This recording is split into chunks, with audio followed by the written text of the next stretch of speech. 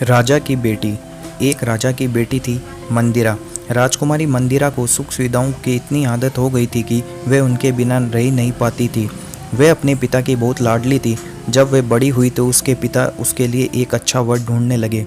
एक दिन एक युवक राजा के पास आया। उसने राजकुमारी का हाथ राजा से मांगा।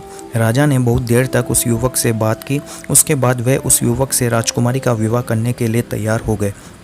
लेकिन जब राजकुमारी को पता चला कि जिस युवक से उसका विवाह होने वाला है वह कोई राजा या राजकुमार नहीं है, तो उसने विवाह करने से मना कर दिया।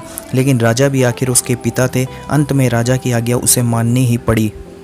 विवाह के बाद दूल्हा और दुल्हन एक गाड़ी में बैठे और अपने घर में रहने चले गए। उनकी गाड़ी सुअरों के एक बाड़े के आगे रुकी। वहीं एक झोपड़ी भी थी। युवक ने कहा, हमारा घर आ गया है, आओ अंदर चलें। राजकुमारी को यह देखकर बेहद आश्चर्य हुआ कि उसके पिता ने उसका विवाह एक सुअर पालने वाले से कैसे कर दिया। लेकिन वह अब कुछ भी नहीं कर सकती थी। उसके पति ने उससे कहा, अब यही तुम्हारा घर है, कल से तुम मेरे काम में मेरी मदद करना। राजकुमारी को यह सोचकर भी घिन आती थी कि उसके चारों ओर सुअर घूम रहे हैं, जबकि उसका पति आराम से वहाँ रह रहा था। धीरे धीरे राजकुमारी को सुअरों के बीच रहने की आदत पड़ने लगी। वह अपने पति की मदद भी करने लगी।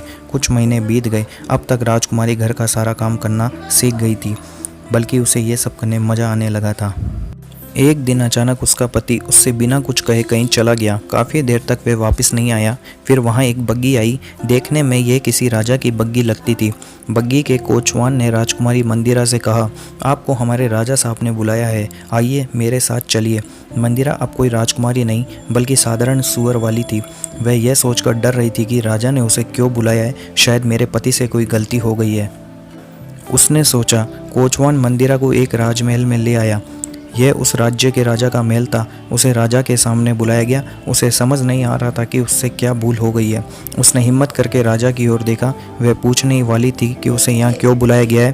तभी उसे लगा कि उसने राजा को पहले कहीं देखा है। ध्यान से देखने पर उसे पता चला कि सामने राज सिंहासन पर कोई और नहीं बल्कि उसका पति था। उसे इस तरह राजा के रूप में देखकर मंदिरा भी उसे तुरंत पहचान नहीं पाई। उसे सम्मान के साथ राजा के बराबर रखे हुए सिंहासन पर बैठाया गया। उसका पति वास्तव में उस राज्य का राजा था।